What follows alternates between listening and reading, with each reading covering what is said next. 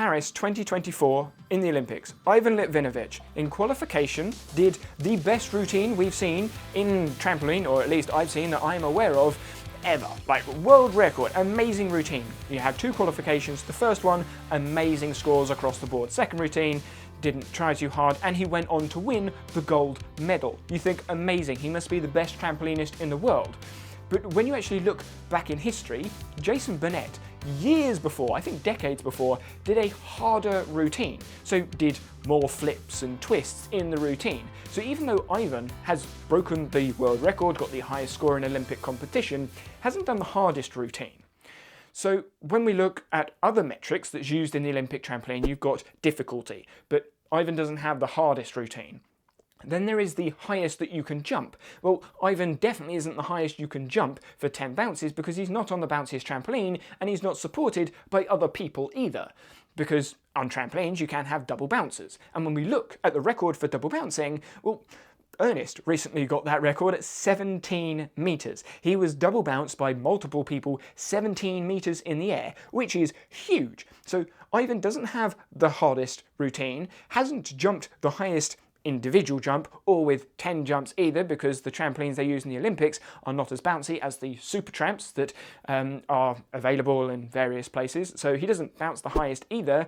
Execution wise, probably one of the best, which obviously puts him up there. And then the fourth one is travel, horizontal displacement. Again, probably pretty good. But when we actually look at the scope of trampoline, traditional trampoline, there are skills that are done in traditional trampoline that in freestyle is easy. Like, you'll see a triple somersault with multiple twists in the Olympics, but you won't see 4. You won't see a quad somersault in the Olympics, or we didn't in 2024. They're training to put them into the routine for the next Olympics, but the scoring system doesn't really make sense to put a quad in.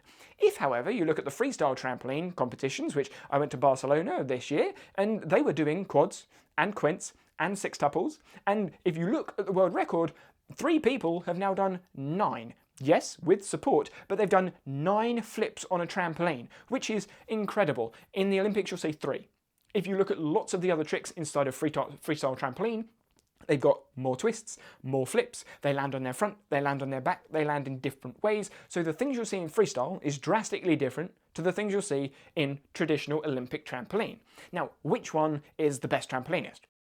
Well, there isn't really one, because they're measured differently. If you look at double mini trampoline, that again is similar, because it's still trampoline, but the skills are drastically different. They're performed differently. The competitions are measured differently. Tumble is closer to DMT, but again, tumble is measured differently. When you look at circus, you've got trampolines, butterfly, they're next to each other, bouncing between them. That looks like great fun. I haven't tried it yet, but it looks like great fun. That is a different skill to what you see in an Olympic trampoline. Again, in the circus, they are jumping all over the place, around and doing different skills, different tricks, and they're making different shapes in the air because they're not being judged by a judge in competition. So when me, as a trampoline coach, and I look at the Olympics, I go, wow, that looks amazing for that metric in competition situation. But as a coach, I'm looking at that thinking, but there are other ways to do these things. There are other movements. There are other ways to explore movement on a trampoline. And so when I think about my coaching philosophy as a trampoline coach, I ask myself, okay, participation or performance, if I want to pick between the two. If it's participation, then the Olympic metrics I don't really need to worry too much about because they're developing skills. If we are going for performance, am I looking for performance for, again, circus or freestyle or the hardest routine or the highest routine or the Olympic metrics, the Olympic standard metrics? Because that's going to change the way that we structure practice. We design the practice for exploration. And again, it's going to also change on the age, the maturation, the experience of each individual that I'm working with. I've started working with some adults in their mid to late 40s. They're never going to go to the Olympics. Most of the people in the Olympics are early 20s. So they're well past that sell by date, if you were, but I can still work with them on the trampoline. But the focus, the intention, the aim, the attention of skills will be different. Do I want to teach them the half twist in and out of each of the landings, or do I just want to get them walking on a trampoline? Maybe it's rehab purposes. So when I think of coaching trampoline, I don't think of coaching Olympic trampoline. I think of coaching individuals to explore movement on a bouncy surface. And that bouncy surface might be an Olympic trampoline. It might be a freestyle trampoline. It might be a rehabilitation trampoline. It might be a long bouncy surface that could be a tumble track. So when I'm addressing this world record of Ivan, look at this amazing score, yes, it's amazing. But there are so many other different things inside of the world of trampoline, outside of just the Olympic sport. And when I think about other sports, it makes me wonder, well, what other sports or what other things can sports coaches do when they are doing these practice design sessions? In football, the thing that I start thinking about is freestyle juggling football. You've got people juggling various things, and I don't see many football coaches coach juggling a ball. Maybe it's something you'll do in the warm-up, or you'll do something at the side, or I'll just go juggle that ball around. When I say juggle, I mean like keepy-ups, kicking the ball up, ball juggling, because you can do various things with a ball, or two balls. Can you juggle with two balls with your feet? Those sorts of things I don't see as a practice design. And my question is, why not? Because everyone is going to be a professional football player? I don't think so. So is there opportunities to create practice sessions for freestyle football, maybe for street football, or for futsal, 4v4?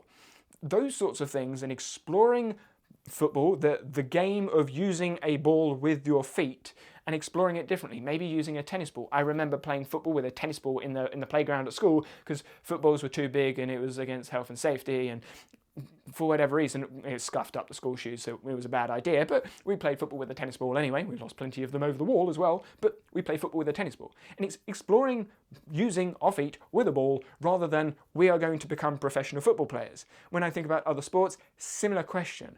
Can you work with individuals with the ball, the environment, the context, squash, tennis, cricket, whatever, but instead of focusing on professional performance for the Olympics or for the biggest competition, the World Cup, whatever, instead of focusing on that, can you focus on something else? Maybe the intention is to help them develop skills, but skills not specific for the measured metric of the competition, but for spatial awareness or physical capabilities. Some individuals will not be physically capable enough to compete in the Olympics for maybe energy deficiency disorders, or they are disabled, so it would be in the Paralympics, or they're deaf, so they go to the Deaf Olympics. There's going to be various reasons why they might not be able to compete. I mean, there's no trampoline in the Deaf Olympics, there's no gymnastics in the Deaf Olympics. I don't think there's gymnastics in the Paralympics either.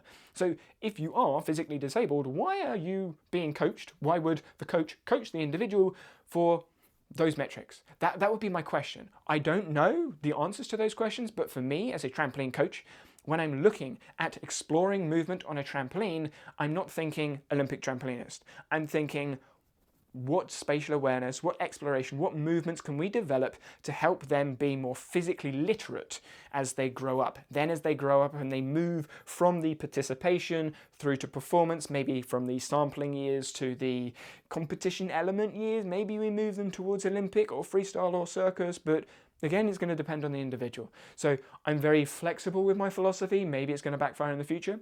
I don't know.